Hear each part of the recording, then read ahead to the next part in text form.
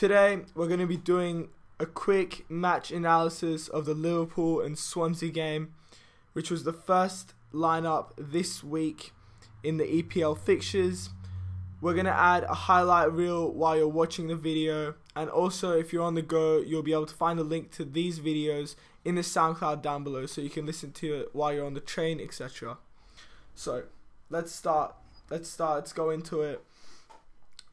First thing that I saw straight away, I focused a lot more on the Klopp side, and I think that really it's a developing Klopp side. Like he said, you know, when he came in, he did say everyone was expecting my Borussia Dortmund team, but that took years to build up, and I just think that he really is moving for that successful in the long term. He's trying to build a team that in the end will grant success in the EPL and hopefully even European positions.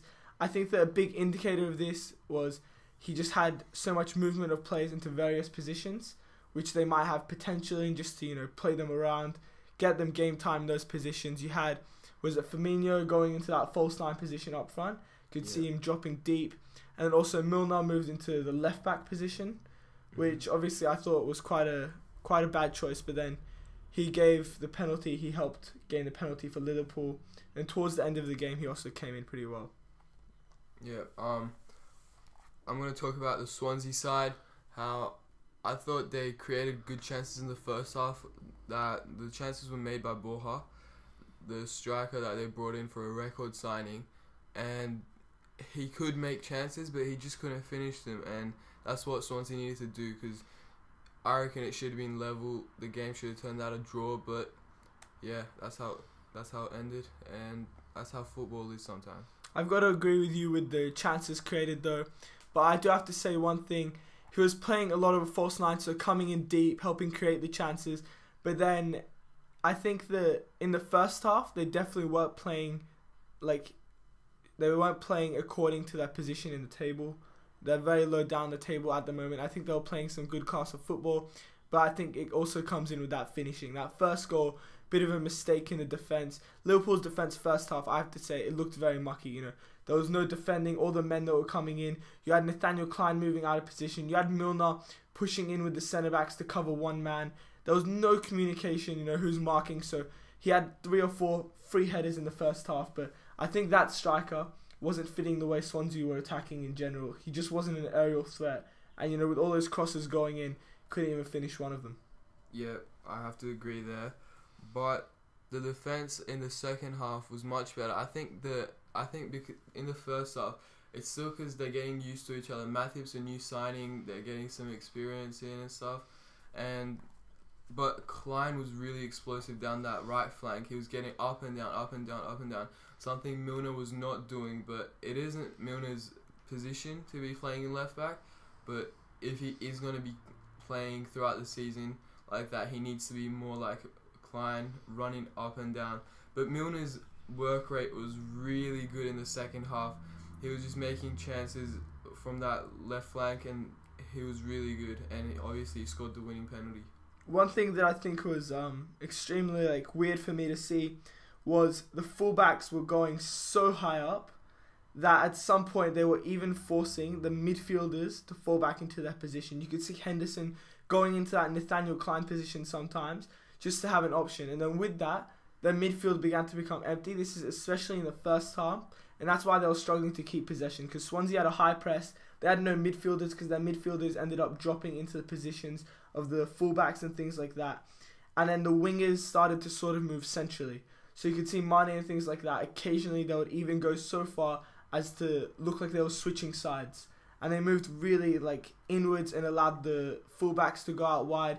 But then that caused a massive issue, because in the end of it, their midfielders had a huge role to cover, protecting the defense and trying to keep position in the middle, which it was just weird for me to see. I have to agree and disagree, because Liverpool in the second half, for 35 minutes, they had pretty much 90% of the possession, and I think one problem with that was they couldn't make any chances happen even with all that possession. They kept shooting, it was deflecting and things like that. And then Wijnaldum, he's a good player, but he wasn't getting involved. Every time he got the ball, he was killing the attack. He was just slowing the ball down, slowing the play down. And Firmino also, he wasn't the best. He did gain that penalty, but he still needs to be more lively and create more chances. I just have to say, I love Sadio Mane. Yeah. He's so good to watch on the ball. As soon as he gets the ball, he's one of those players that's exciting. I think, personally, Liverpool is a club that they have individual talents to a crazy extent. All their players are confident on the ball. They can produce something special. And I think slowly in the second half, they started to put that aside. Because in the first half, you were seeing sort of like they weren't really communicating. In the second half, I think they picked that up. And they moved a lot more into individual.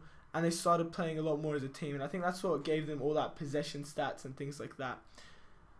And that Sturridge and Mane duo, that's really good. They were both really exciting. They're fast, they're pacey, and they can dribble. And we've seen them finish really good chances before. They just couldn't find the back of the net in that game there. That's what I was thinking as well. I just wanted to talk about Daniel Sturridge.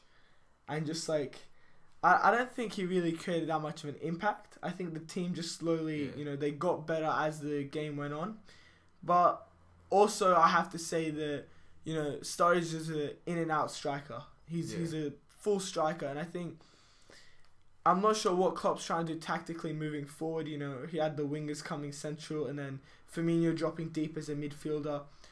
But I still think that Sturridge is so deadly. He's one of those players like Lukaku. You have to give him a chance. He can make a difference in a game like that. But Liverpool were good. They were good until that final third when they were trying to score. They just couldn't find the back of the net every time on just attacks. They only got the penalty, which was just it's not a good goal. But yeah, they have to try and finish in that final third. Their strikers need to be more not enough clinical. creativity in the final third, especially with their finishing as well. They weren't finding opportunities to even have a strike because they just weren't creative enough. In the end, though, do you think the final score was deserved at 2-1 to Liverpool? Maybe from the second half, looking at the second half it was, but from the first half it deserves to be a draw. And looking at the defense in Swansea, the defender Janmat, he had so many good blocks, slide tackles.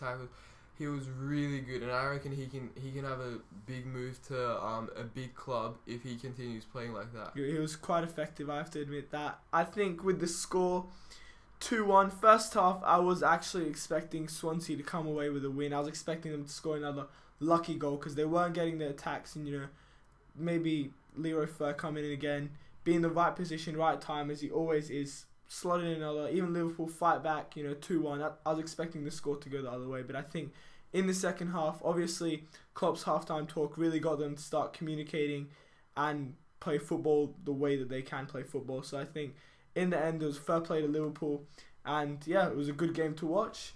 Yep. It's quite decent. I'll be looking forward to watching even more Liverpool this season. Hopefully they can progress and, produce some more exciting football.